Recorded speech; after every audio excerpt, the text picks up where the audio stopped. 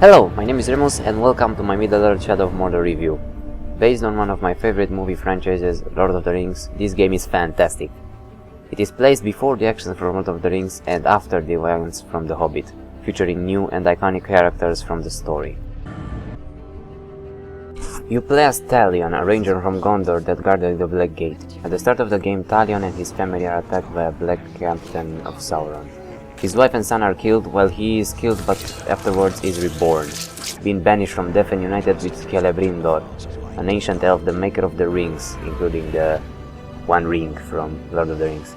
Together they have to fight their way through the ranks of the orcs, reaching the one that cursed them, the Black Hand, and killing him so they are released.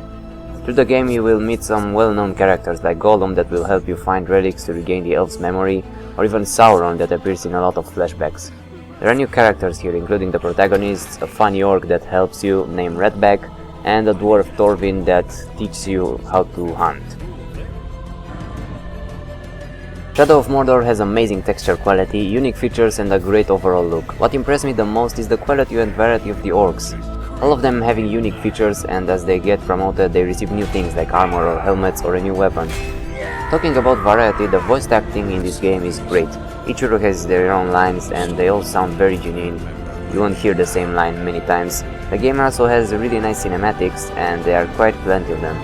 I played it on PC on almost maximum settings and most of the time I had 60 plus frames per second, so it is a great port and it's really well optimized. What is it you want, maggot?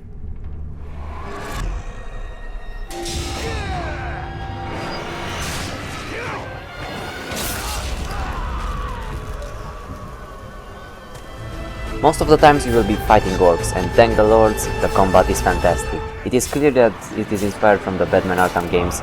Almost everything from here is similar to an ability from there, but this is not a bad thing.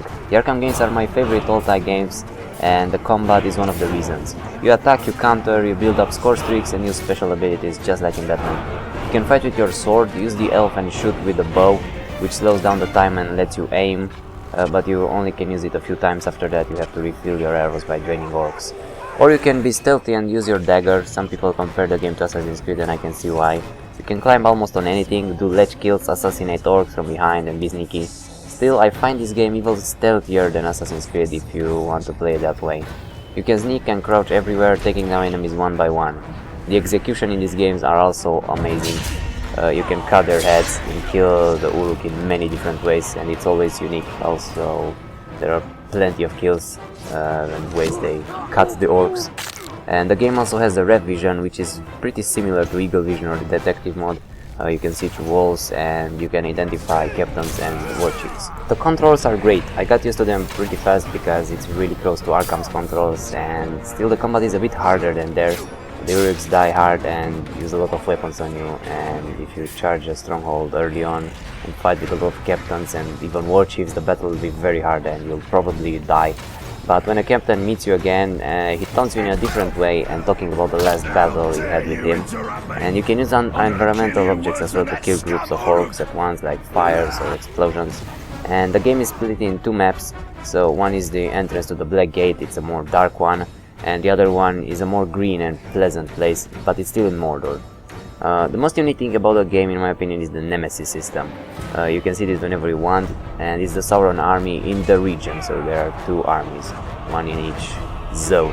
And this shows the elite Uruks, including captains, elite captains, and the 5 war chiefs from each zone. And if a orc kills you or kills another orc, they will increase in power and rank, so they'll be harder to kill. And since you are banished from death, you never die. So when they somehow kill you, you will respawn at the closest activated tower, and these towers you can use them to fast forward there, or to fast forward time or travel there. And if you fast forward time, the new leaders will appear in that area. And you can interrogate some Uruks or every captain to gain intel about other captains, and they show you their weaknesses and strengths, so you'll know how to approach them. For instance, some will be invulnerable to ranged attacks and some will die instantly from stealthy attacks. There are 20 missions in this game. Side missions are included for each weapon, and you also have some for fleeing slaves. You can collect relics and they seem pretty similar to Tomb Raider, how you get them. and you also can kill beasts for the hunting challenges, and you can collect plants for regaining health and also for challenge. The game isn't very long. It took me to finish the game about 14 hours, but I only got it to 41%, so I had got many things to do in the open world. And when two Uruks fight each other, a power struggle appears on the map, and you can go there and help one of them or kill them both, and you'll gain a lot of power. And this power increases your tier level, so you gain new abilities. And along in the normal campaign, there are 3 trial of war missions where you have to kill the Uruks as fast as possible, so it's like a time trial. And at this time you also have a skin you can use to change how he looks. And you earn experience from almost anything. This levels you up, and each time you do so you gain 1 ability point that you can use to buy special abilities, passive or active. And you also get Miriam, which is the gold from the game, and you can use that to upgrade your health, focus or total runes for the weapons. And these runes are earned by killing a captain or a war chief, and you apply them on your weapon and you make it more powerful. Also in the second part of the game you gain the ability to mind control orcs, and using the elf. He puts his hand on the orc and you mind control him forever.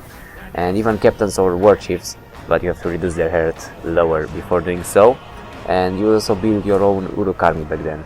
And you can use the Nord chip to challenge another one if you want to, and it's going to be easier to take out the enemy one using your roll. And you can also mind control beasts and also ride them, even those goddamn grogs, which are huge. And in the last mission you will face your nemesis. For me it was this guy. It depends on the one that got away from you. You kill him, he got away, he returns, and something like that. And it's going to be another one for everyone. And close to the end it's a pretty scary battle with the tower, so himself, the hammer and the black hand are the strongest and scariest villains in this game, being the main minions of Sauron. Come back to me, Elf Lord. Shadow of Mordor is for me a fantastic game, in one of my favorite fantasy worlds, Middle-earth, featuring great gameplay and combat, awesome graphics, an interesting story and memorable heroes and villains. Even if the game mimics some elements from other games, it does so flawlessly, even making them better. So I give this game a solid 10 out of 10, and would recommend it for every Lord of the Rings fan or any action game fan. I hope you enjoyed this review. Tell me what you think about it, and what was your favorite thing about the game, and how can I improve the format of this review, and I will see you next time. Bye!